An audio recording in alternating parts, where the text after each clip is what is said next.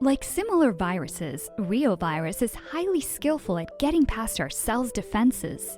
Its goal is to break through the plasma membrane of host cells and initiate replication once inside.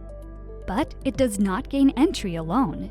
It relies on a sneaky team of several co-conspirators, some of them unknown and hidden in the dark. A new suspect is the beta-1 integrin, but we need more evidence to clarify its role as an accomplice to reovirus entry. Does beta-1 integrin interact directly with reovirus? And how does it mediate reovirus entry into the host cell?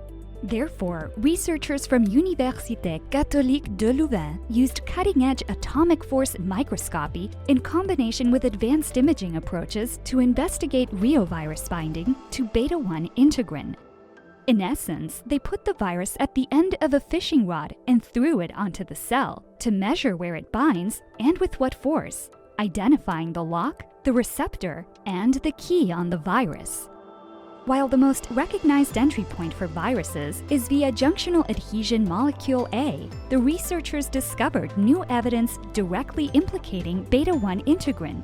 They demonstrated that a direct interaction of reovirus with beta-1 integrin mediates clathrin recruitment on host cells, not only discovering a new entry key, but also a new lock.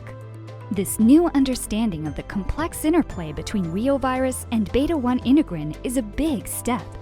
It could assist in the development of some key medical breakthroughs.